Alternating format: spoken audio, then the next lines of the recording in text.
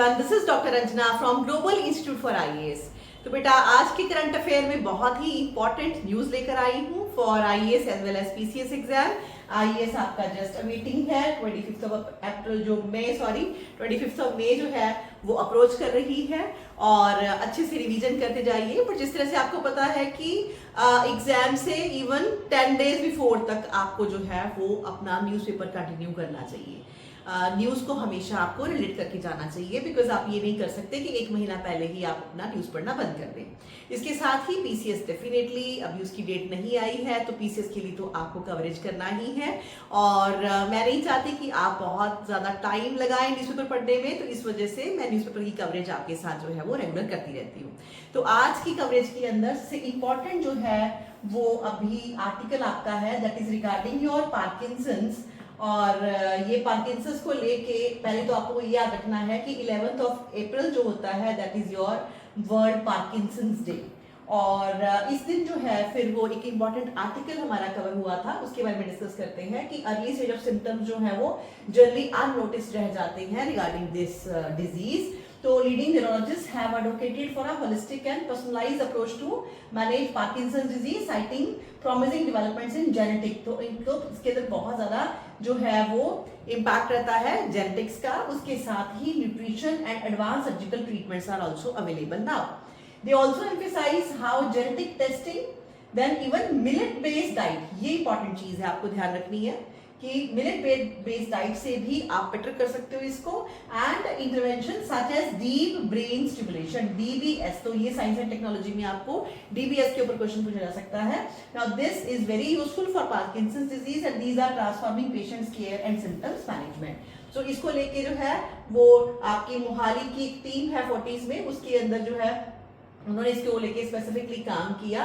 ये हमारे लिए इतना इंपॉर्टेंट नहीं है, लेकिन थोड़ी सी हम सिम्टम्स को लेके बात करते हैं कि commonly diagnose in people with above 60 years of age, जो ज्यादातर आपको पता है पार्किंसंस डिजीज जो है वो एल्डरलीज को होती है and it can also affect the younger population, लेकिन ये यंगर पॉपुलेशन को भी होती है, ऐसा नहीं है कि वहां पे ये नहीं पाई जाती। दैट मीन्स अगर आपको स्टेटमेंट दी जाए कि Parkinson's disease is like being found only in the elderly people, तो वो गलत होगा because it can also be there in younger population। Symptoms पे ध्यान दो क्या होते हैं, primarily comprise tremors, rigidity, slowed movements हो जाती हैं, problems in writing and communication, while the non-motor symptoms because ज्यादातर ये आपका मोटर जो नर्वस सिस्टम है उसके ऊपर इम्पैक्ट करता है, कहीं ना कहीं आपका कोई एक बॉडी पार्ट जो है वो समटाइम्स ट्रेम्बल करता रहता है, आपकी मोटर फंक्शनिंग इन्फ्लुएंस होती है। इसके अलावा जो आपके नॉन मोटर सिम्टम्स है वो कौन से हैं, that is sleep disturbances, depression and some symptoms might also be associated with severe constipation, one of the initial symptoms of your Parkinson's disease। अगर आपको severe constipation है तो ये initial symptom रह सकता है Parkinson's का। So highlighting the importance of liquid L-DOPA formation and millet-based diet in managing Parkinson's disease। हमने क्या याद रखना है, L-DOPA formation और मिलेट बेस्ड पहले भी हम कर ही चुके हैं और इससे पहले हमने किसकी बात की है, डीप ब्रेन स्टिमुलेशन। तो ये आपको ऑप्शन के अंदर दिया रह सकता है कि इनका क्या इंपैक्ट होता है, वेदर दीज आर रेलेवेंट और नॉट। तो करेक्ट या इनकरेक्ट स्टेटमेंट बना के आपको ये क्वेश्चन पूछा जा सकता है। तो इसके अलावा the absorption of dopa, the main drug कौन सी है इसको लेके, डोपा है and is useful especially in advanced diseases when the effect of the tablet decreases and stays for a lesser time and for those patients who do not want this deep brain stimulation, तो उनके लिए आपको deep brain stimulation surgery करानी पड़ती है जब आपका impact जो है वो ड्रग का कम हो जाए। इसके अलावा मिलेट बेस्ड डाइट जो है वो बहुत अच्छा इसके ऊपर काम करती है। And L-DOPA, the main drug for Parkinson's disease, since they have fewer competing amino acids than cereal diets, freezing of gait is a symptom which neither responds to medicines nor DBS। तो खास करके millet की diet किसके ऊपर ज्यादा अच्छा impact करती है, आपके मोटर सिम्टम्स के ऊपर, बिकॉज बाकी सब चीजों का अच्छा असर नहीं है।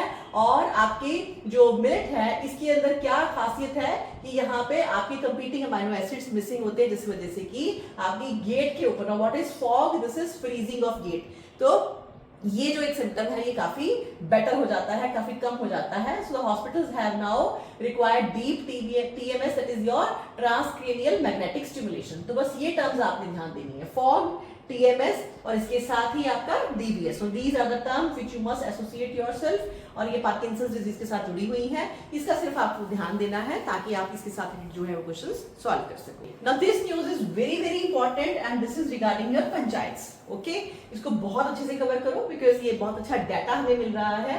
तो पंचायत को लेके जो है PAI ऑफ जो आपको इंडेक्स मिला है यहाँ पे, और इसको लेके पहले बात करते हैं कि only 1 gram panchayat out of 3328 in Himachal Pradesh has emerged as front runner in the first ever panchayat advancement index. हमारे लिए क्या चीज जाननी जरूरी है? What is PAI? That is panchayat advancement index. और ये मेजरमेंट जो है वो की गई है, और इसको लेके लेट्स से कि यहाँ पे हिमाचल की बात फिलहाल चल रही है, आगे जाके पंजाब की भी डिस्कशन करते हैं। Now which ranks, ये करता क्या है PAI? It ranks panchayat based on their performance and progress towards achieving sustainable development goal, कि आपकी जो पंचायत है वो SDG goals को पूरा करने के लिए कितनी सक्षम है। None of the gram panchayat from Haryana and Punjab have been categorized as front runner. ये हमारे लिए इंपॉर्टेंट है कि पंजाब की भी इनफैक्ट कोई भी ऐसी पंचायत नहीं जो कि फ्रंट रनर में आई हो। और as per the data release by, और ये किसका है? That is union ministry of Panchayati Raj. Out of 2.16 lakh panchayats whose data was submitted, none could reach the top category of A+. A+ मतलब जो आपके अचीवर्स हैं इन 2022-23। तो 2022-23 का हमारा डाटा है, किसने किया है? यूनियन मिनिस्ट्री ऑफ पंचायती राज ने करा है। ये क्या है? इसको क्या बोलते हैं? PAI बोलते हैं, मतलब पंचायत अचीवमेंट इंडेक्स है। और ये किसके साथ रिलेटेड है? SDG गोल्स के साथ रिलेटेड है। और पंजाब की भी किसी पंचायत ने आपका बेस्ट जो है परफॉर्मर का एग्जैक्ट जो है वो कैटेगरी में अचीवमेंट नहीं दिखाया है। So PAI according to the ministry of Panchayati Raj is a multi dimensional index. ये हमारा एक मल्टी डायमेंशनल इंडेक्स है, ये बातें हमें ध्यान देनी है बिकॉज यहाँ से आपकी स्टेटमेंट्स बनती हैं। And index used to assess the implementation of localization of sustainable development goals across 9 broad themes, and these are poverty free and enhanced livelihood in panchayats, then healthy panchayats, then child friendly panchayats, then water sufficient panchayats, then clean and green panchayats, panchayats with self sufficient infrastructure, socially just and socially secured panchayats, panchayats with good governance, women friendly panchayat. तो ये हमारे measurements हैं जहां से कि इन्होंने development को check किया है। तो ये सारे मेजर्स के ऊपर ध्यान देना आपको। Under these brackets performance of 144 targets were measured and the panchayats were scored on the scale of 0 to 100 based on these indicators and ranked in one of the 5 categories। तो कौन कौन सी कैटेगरीज हैं आपकी? अचीवर्स जो कि 90 to 100 है, front runner है, performer है, एस्पिरेंट है, बिगिनर्स हैं। तो अचीवर और फ्रंट रनर में हमारी स्टेट का नहीं आया है। And the index was released in April and the only front runner जो है वो हिमाचल प्रदेश की अगर हम देखें तो ओके तो द पंचायत जो है उनको अलग अलग नाम से जाना जाता है। तो इसमें हमें बाकी स्टेट्स की खासियतें याद करने की जरूरत नहीं है as far as your PCS is concern. तो डायरेक्टली जो है वो यहाँ पे हम बात करेंगे रिगार्डिंग योर पंजाब। तो पंजाब को देखो 13,239 टोटल आपकी ग्राम पंचायत है, डाटा पूरा मिल रहा है आपको। 10,515 जो है ग्राम पंचायत इंक्लूडेड इन इंडेक्स। 10,514 जो है उसको लेके यहाँ पे मेजरमेंट्स जो है वो की गई थी। टॉप 10 के अंदर जो है वो आप देख लो कौन कौन से डिस्ट्रिक्ट्स हैं, बठिंडा, पठानकोट, कपूरथला, फतेहगढ़, ये डिस्ट्रिक्ट्स का ध्यान रखना। एंड बॉटम 10 के अंदर भी है तरन तारण के ही आपके दो बेसिकली जो है वो आपके ग्राम पंचायत हैं, होशियारपुर, फिरोजपुर। ठीक है, तो इसमें आपको ग्राम पंचायत को आई डोंट थिंक सो इतना याद करने की जरूरत है, लेकिन स्टेट्स का ध्यान दो और जो टॉपर है एटलीस्ट 1 या 2 ग्राम पंचायत उसको आप जरूर देख लो। राइट, तो जो हमारे इसके अंदर कौन कौन सी मेजर्स हैं वो हमने भी डिस्कस किया और वो अच्छे से यहाँ पे मेंशन करा हुआ है। Poverty and free and enhance livelihood, then healthy panchayat जो है वो कौन कौन सी हैं, इसके अलावा then child friendly panchayat, water sufficient panchayat, clean green panchayat, self sufficient infrastructure कहाँ पे है, socially just and socially secured panchayat, then panchayat good governance and women friendly panchayat. So ये एरियाज आपको डेफिनेटली रट्टे मार लेने हैं बहुत अच्छे से। और ग्रेड्स किस तरह से है इसको भी अलग से इस टेबल के अंदर यहाँ पे दिखाया गया है। अब आगे चलते हैं बेटा, नेक्स्ट थोड़ी सी और बात जो है वो पंजाब को लेके की गई है। तो पंजाब के अंदर जैसे कि अभी हमने देखा कि पंजाब का कौन सा डिस्ट्रिक्ट है कहाँ पे कौन सी पंचायत है जो टॉपर है, दैट इज योर बलो पंचायत। बठिंडा के अंदर इनका स्कोर जो है वो 68.29 रहा and Dhani Sardul Singh Fazilka was at the bottom. तो सिर्फ ये दो चीजें आपको याद रखनी है। ओवरऑल अगर हम देखें तो जो आपका होशियारपुर डिस्ट्रिक्ट है, Hoshiarpur district saw mix bag of results with 3 of its gram panchayat जो है वो कौन सी, Rara, Jagal and Bains Awan figuring in the top 10 and 2 जो है वो Tohana and your Mahmadowal Khurd appearing in the bottom 10 of the 10 list. So एक ही जगह की आपको टॉप के अंदर भी मिल रही है ग्राम पंचायत और लोअर में भी मिल रही है। Then Paramanand panchayat of Pathankot rank second in Punjab with 66.24 points followed by Manan in Kapurthala. तो इतना सा डाटा हमने सिर्फ ध्यान देना है। And 2 of the panchayat in Pathankot जो है वो भी आपकी कौन कौन सी, that is your Jindrai Uparli with 66.26 and then Bani Lodhi with 66.68 and ऐसे ही Safalpur panchayat in Fatehgarh Sahib and Sasan in SS Nagar also figured in the top 10 list. तो टॉप 10 लिस्ट के अंदर आपको जो है वो ये पंचायत ध्यान दे लीजिए और खास करके होशियारपुर के अंदर हमें मिक्स बैग मिल रहा है और टॉपर जो है हमारी बठिंडा की पंचायत है। ये डाटा आप जरूर लर्न कर लेना बेटा। नेक्स्ट न्यूज जो है वो हमारी है that is regarding biomass mission. तो इसको लेके European Space Agency is set to launch its ambitious biomass mission later in this month. Mission will map the world's forest to provide the very first comprehensive measurements of forest biomass at a global scale। पूरे global level पर forest biomass को measure करने की कोशिश की जाएगी।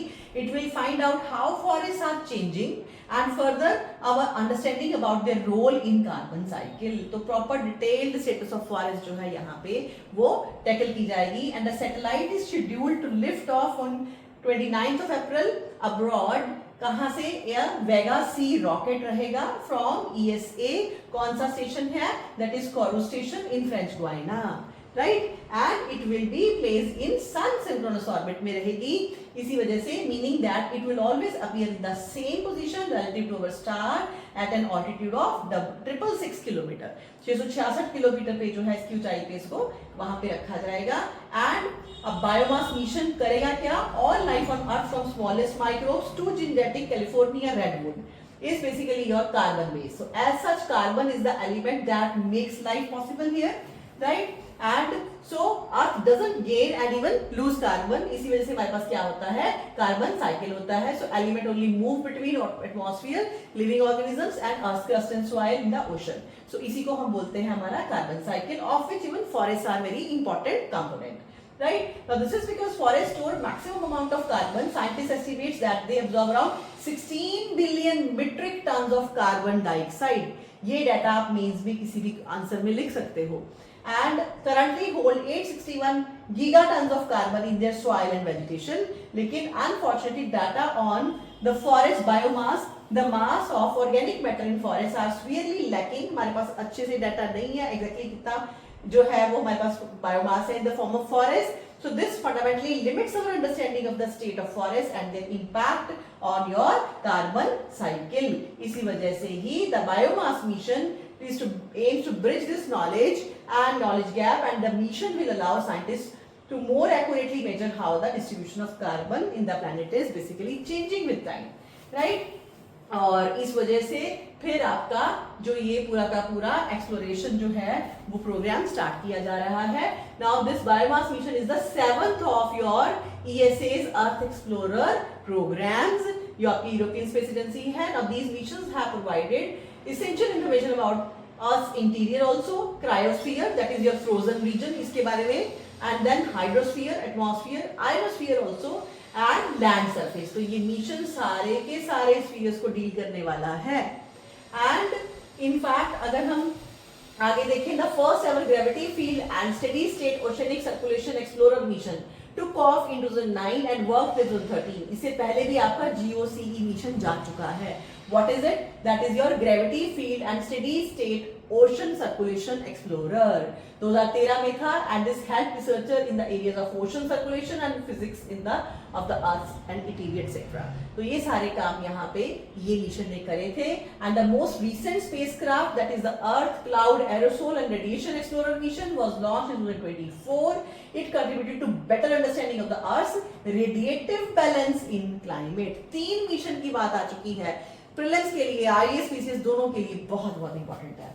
Then इसी mission को कंटिन्यू करते हैं आगे. तो इसके अंदर in 2023 earth lost 3.7 million hectares of tropical forest equivalent to losing around even your 10 football fields. इतना हम ऑलरेडी अपना लूज कर चुके हैं.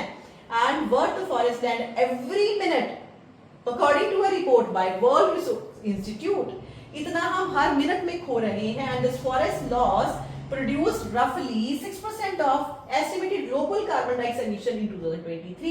इस लॉस की वजह से हमारा कितना ज्यादा जो है वो CO2 जो है वो राइज हुआ है. नाउ इसके अंदर फिर आगे जो आपके director of earth observatory programme है वो भी इसी बात के ऊपर फोकस कर रहे हैं कि we need to know that the health of a tropical forest कैसी है. उसके लिए हमें अलग से मिशन सेंड करने ही पड़ेंगे. And in fact beyond forest जो है वो आपकी मॉनिटरिंग जो biomass mission will also observe the movement of your eyes sheets also. Know very very important. Biomass के साथ साथ और क्या क्या करेगा, आपकी आइस शीट की कितनी मूवमेंट हुई CO2 बढ़ने से, and generate digital model of your terrains covered by dense vegetation. तो ये न्यूज हमारे लिए बहुत इंपॉर्टेंट है.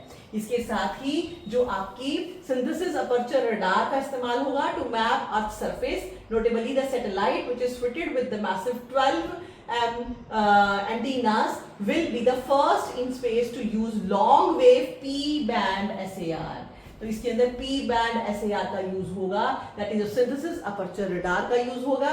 It will thus be able to penetrate dense forest canopies, ताकि जितना मर्जी dense हो आपकी forest की canopies उसमें से भी ये watch कर सके, देख सके how much carbon is stored in the floor and the branches of the tree, and how to assess how these levels are changing over time also. And note that as a general rule, shorter wavelength of electromagnetic radiation penetrate जो है matter less than the longer wavelength. shorter wavelength जो है ज्यादा penetrate नहीं करती in fact.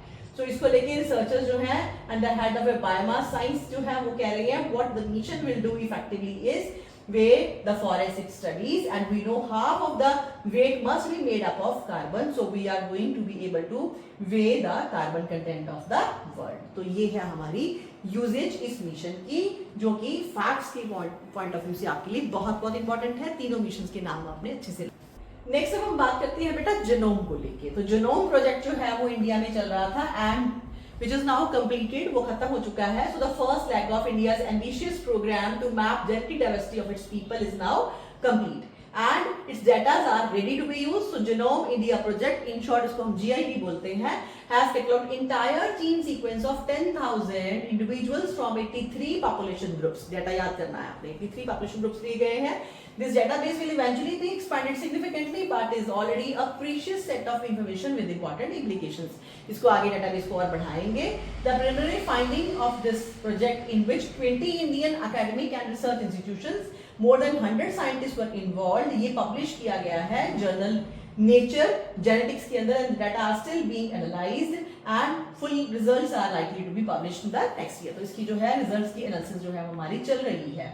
And genome database can help to enable personalized medicine. इससे हमें क्या फायदा होगा, मेडिसिन के अंदर फायदा होगा, पर्सनलाइज्ड मेडिसिन आप दे पाओगे, फास्टर एंड एफिशिएंट जो है डायग्नोसिस होगी. It will also reveal information about evolutionary history and इसके साथ ही जो माइग्रेशन ऑफ पॉपुलेशन है and group within India and how they have adapted themselves to local climate. तो ये सब हम जान पाएंगे.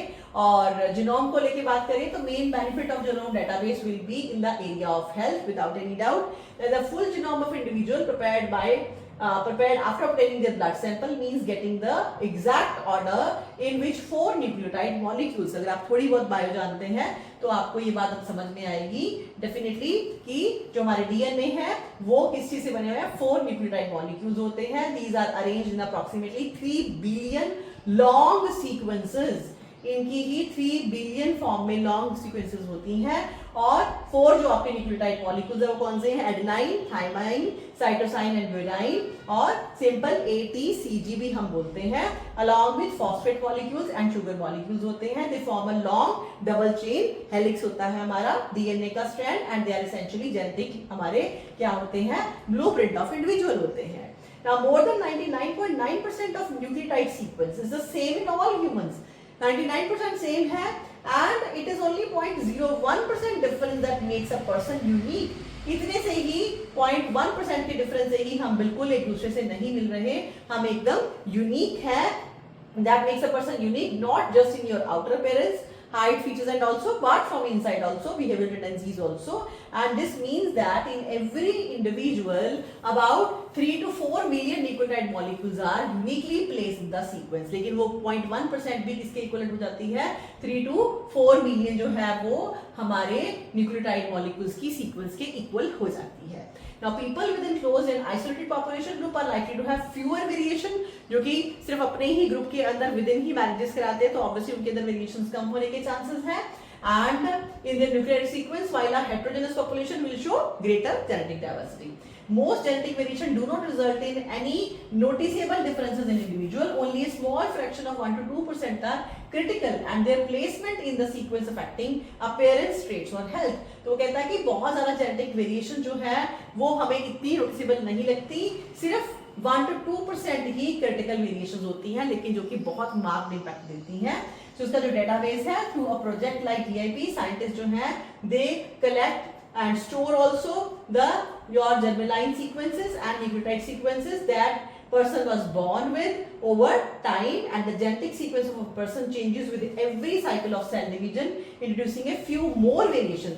Throughout life भी एक इंसान के अंदर बदलाव आता है, जैसे कि वो कह रहा है कि म्यूटेशन की वजह से हमारी जो सीक्वेंस है वो भी चेंज होती है. So germlized sequences are obtained from white blood cells. इस वजह से फिर अब कैसे देखें, बिकॉज आपकी सेल्स की सीक्वेंस ही चेंज हो जाती है, तो इस वजह से वो कहते हैं कि कौन से सेल्स में सबसे कम म्यूटेशन शो होती है, that is your white blood sales. ये बात याद रखना कि जीनोम प्रोजेक्ट में किस चीज को ज्यादा मेजर किया जाता है, that is taken basically from your white blood sales. So that are relatively better at preserving the original sequence during cell division. तो ये cell division में जनरली original sequence ही कैरी करते हैं, बाकी cells के अंदर म्यूटेशन होती है थोड़ी बहुत sequence में, with time जो है वो change होता है, environmental impact भी आते हैं.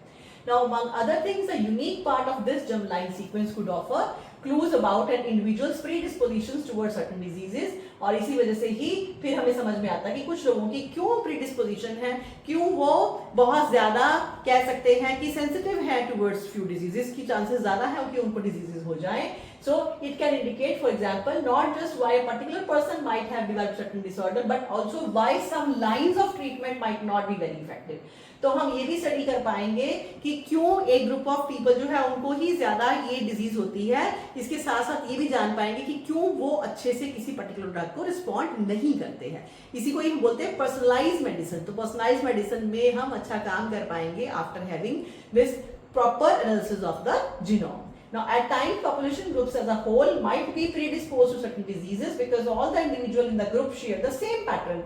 अगर सारे के सारे ग्रुप में एक जैसा ही पैटर्न है तो आप देखोगे डिजीजेस भी वो शेयर करेंगे in the consequences and part of the sequence. For example, the widespread prevalence of diabetes खास करके in Indian population is likely to link to the genetic makeup of the population, and this kind of information can be handy in developing in fact your population specific drugs. तो ये बहुत ही useful इसी वजह से definitely साबित होगा.